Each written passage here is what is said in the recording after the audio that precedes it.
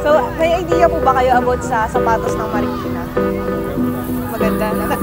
Matibay. Na-try nyo na kuya na bumili or makagamit na maraming beses na.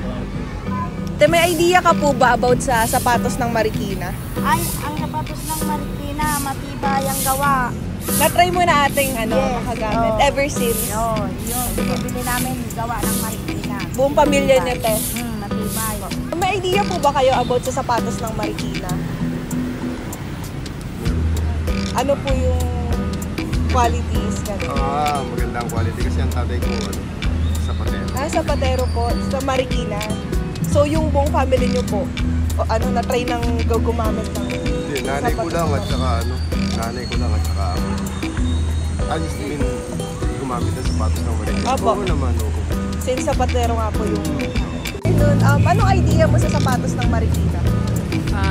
Sa mga experience ko na pagbili ng shoes na made in Marikina is siya, high quality, matibay, ganun. Tapos durable din siya. Especially yung sapatos na black na nabili ko dati. Pang school yan? Yes, pang school to. Kahit maulan, hindi siya madaling masira. Isa sa mga karaniwang ginagamit ng tao upang makarating sa kanilang destinasyon ay ang sapatos. Kilala ang Marikina City bilang shoe capital of the Philippines. Narito tayo ngayon upang madiskubre ang kwento ng sapatos ng Marikina. Ako si Jay Viado, ang tagapagsalita para sa dokumentaryong ito. Habang kami ay nag-iikot sa Marikina, may isang bata na nakapukaw sa aming atensyon.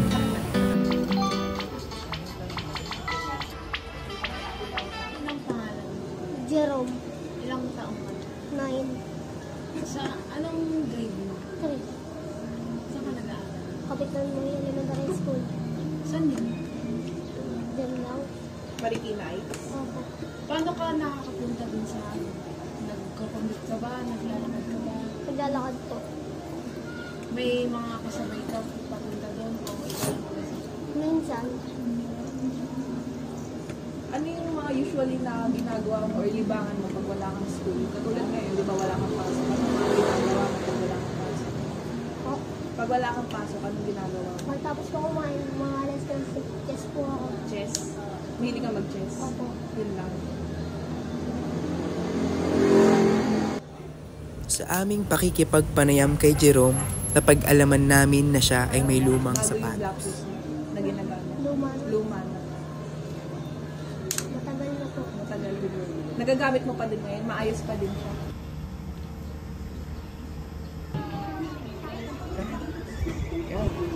Dito po. Nagagamit mo pa? Hindi naman masikip? Hindi ba siya Sakto masakit lang. sa Sakto paa? lang, oo. Okay din yung sapatos na yun. Pero gusto mo mapalitan ng bago? Magkaroon ka ng bago? Narito tayo sa isa sa kilalang paggawan at bilihan ng sapatos sa Marikina City, ang Gibson. Ano pang pangalan niyo? Antonio E. Andre. Ang sapatos. Opo. So, Okay. kailan po nag-start itong... Ang Gibson. Opo. Gibson is from our parents, 1945 up to the present. So, parang pinasa po sa inyong... During the time na we married our wife, that was 1974. So, ano po yung mga materyales na madalas ginagamit sa pagsasapatos? Usually, leather material.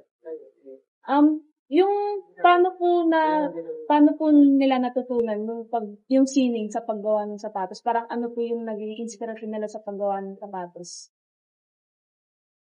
Ang paggawa ng sapatos kasi nga una, yung wife ko lang ang anak ng magsasapatos. Pero napag-aralan niya during our time na kailangan namin pag-aralan kung yung paggawa ng sapatos. Pero ako, sa akin, kasi yun during the time na kami nagsimula, Kumuha kami ng tao na marurunong na. Bale, alam na po nila yung... Alam nila yung gagawin na kasi kung ang sinuha namin marurunong. Yung sa tingin niyo po, ano po yung pinakamahirap na bahagi ng proseso pag gumagawa po ng sapatos? Sa paggawa ng sapatos, usually, yung materials na Una, yung capitalization. Kung gawin bago lang magsisimula, yung capitalization, usually, kailangan. Dahil hindi ko pwede magsimula na sa sapatos nang wala kang capitalization. Sa tingin niyo po, gaano po katagal yung isang pares ng sapatos? Gaano katagal siya ginagawa? Actually, kung katulad namin ngayon, na kami. Pag may makina Di na po siya yung... mechanized na kami ngayon. Mechanized na kami. Kaya so, ang sapatos kasi, from tolas, paglalapat, siglit lang, mga 5 to 5 minutes lang. Ano po yung... Pero sa proseso, maraming proseso. Yung tolasting, yung soling, yun ang importante. Iba pa yung gumagawa ng yung upper, yung entrada. Iba pa yung gumagawa noon. Ang paggawa ng entrada ay by cutting, kinakat na yung lahat ng parte ng sapatos. So, tatay lang sewing na lang. Yun ang unang parte. Tapos, pagkatapos nun, yung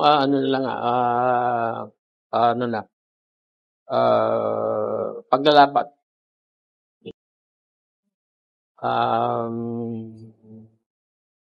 Tsaka yung paglalagay ng swelas. Ang paggawa ng sapatos ay tulad ng pagbuo ng pangarap dahil sa mga pagsubok at proseso na kinakailangan para makamit ito. Katulad ng pagpaplano ng pangarap, kailangan ng malinaw na direksyon at layunin sa paggawa ng sapatos. Mahalaga ang pagtutok sa mga detalye at determinasyon sa bawat hakbang ng proseso. Tulad ng pangarap, ang paggawa ng sapatos sa isang paglalakbay na puno ng pag-asa, determinasyon at pag-asam para sa isang magandang hinaharap. Makalipas ang ilang araw, muli kaming bumalik kay Jerome upang siya ay muling makapanayam. Nung naglalaro kayo ni Kuya Jay mo, magaling ba siya maglaro? Okay. Dama lang po. Dama lang. Dama lang. So, natalo mo siya. Ako. Natalo ko siya. Natalo mo siya. Magaling Atos lang po siya. natalo ko. So, kahit anong age, nakakalaro mo dyan. Opo.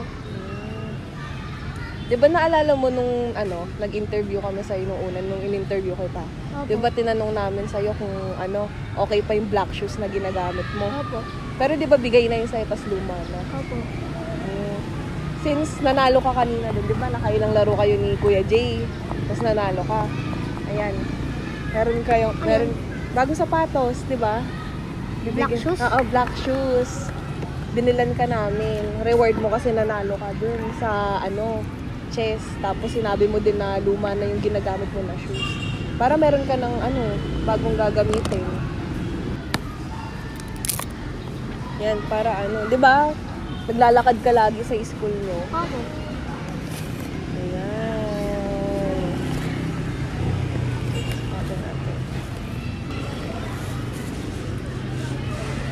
Sukate natin. Tanggalin mo yung mo. 36 lang po yung 36. Oo. Sukat natin kung okay.